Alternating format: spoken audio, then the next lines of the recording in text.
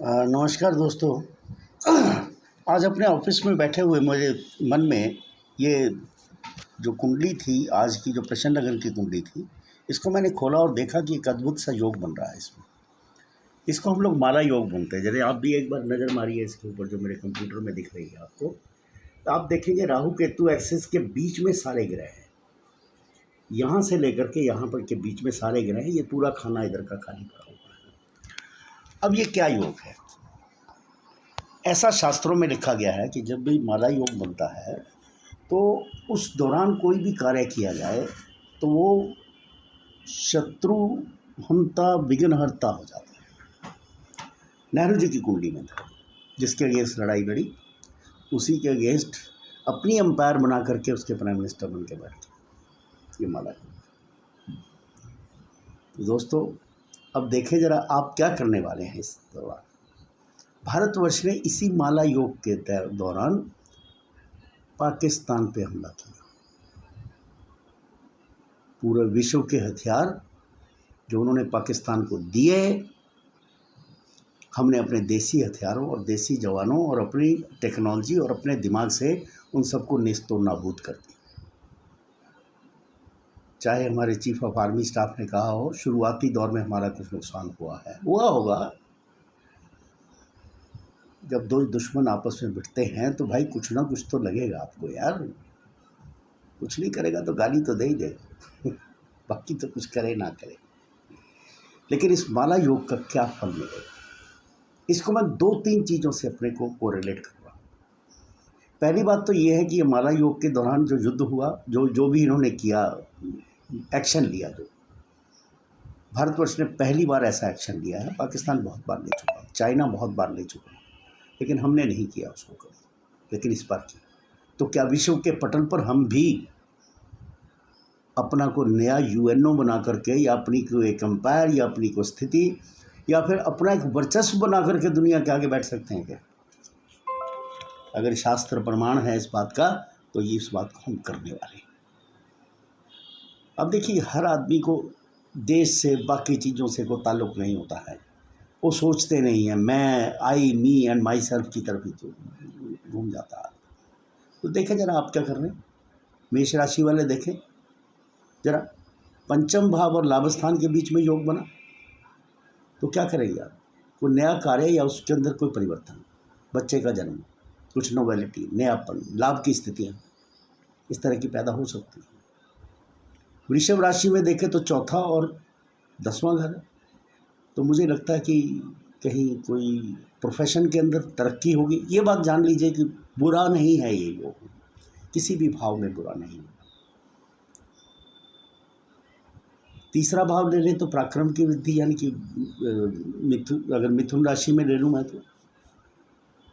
तो पराक्रम है और भाग्य स्थान है, जुडिशरी है, कोर्ट केसेस के अंदर जीत प्राप्त हो सकती है, और नए मित्र बन सकते हैं, नए आयाम बन सकते हैं, कोई नई कंपनी में आपकी नौकरी लग सकती है। अब अगर मैं कर्क राशि में देखूं तो द्वितीय भाव, कुटुंब भाव, धन भाव और house of health, health improve हो सकती है, धन की स्थितियां इम्प्रूव हो सकती हैं, कुटुंब परिवार के अंदर सौहार्द का भाव बढ़ सकता है। नोट करिए, भारतवर्ष की राशि भी कर्क है 15 अगस्त 1947 के हिसाब से। तो इसका मतलब नेशनल इंटीग्रेशन, दोबारा से ऑपोजिशन के लीडर गए विश्व के अंदर ये बताने कि भाई हम सब एक हैं। जरा सावधान। सिंह राशि देखें तो लगन और सप्तम के बीच में विवाह शादी के योग बनेंगे, बिजनेस व्यापार के योग बनेंगे, और कुछ बोलते हैं कि एक वर्चस्व सा स्थापित हो जाएगा। 6 नंबर राशि देखें तो 12वां घर और छठे घर को पकड़ा। बीमारी के ऊपर से निजात पाएंगे, विदेश यात्राएं बहुत होंगी, विदेश से धन की प्राप्ति होगी, इंपोर्ट एक्सपोर्ट के बिजनेस वाले बहुत अच्छा काम करेंगे।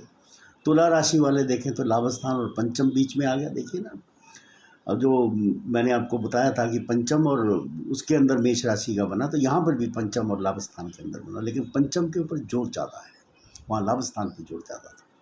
तो बच्चा पैदा हो सकता है। बच्चे की अगर इच्छा कर रहे हैं तो मुझे लगता है कि बिना IVF के भी हो जाएगा, ये मेरा मानना है शास्त्रों का।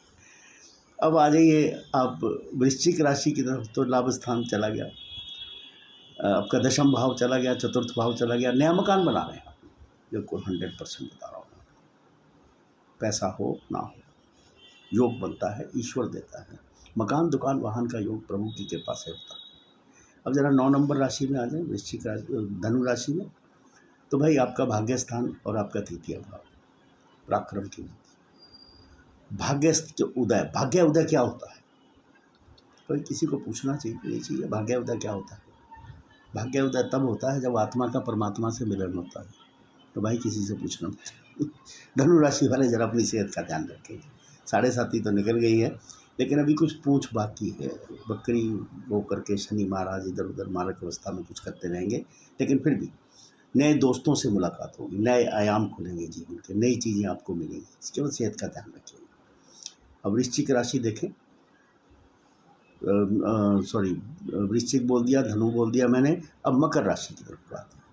मकर राशि देखें तो आपका 7वां घर और दूसरा घर पकड़ा हुआ है, 8वां घर और दूसरा घर पकड़ा है इसमें। अब 8वें घर से हम क्या लेते हैं? पुरातत्व, पुरातन, कुछ पुरानी ज़मीन जायदाद, उसके लाभ हो सकते हैं, वो मिल सकता है आपको। अगर अटका हुआ कोई मामला कोर्टों में हो, कोर्ट केस में हो, तो आपकी धन प्राप्ति हो सकती है। कुटुंब परिवार से लड़िएगा मत, क्योंकि वहाँ से लड़के नहीं मिलेगा, प्रेम से मिल जाएगा। जा करके माफ़ी मांग लीजिए, क्षमा याचना कर लीजिए, क्षमादान कर दीजिए। जो आप डिज़र्व करते हैं वो आपको मिल जाएगा। अब 11 नंबर राशि में आ जाए, कुंभ राशि की तरफ को, तो देखिए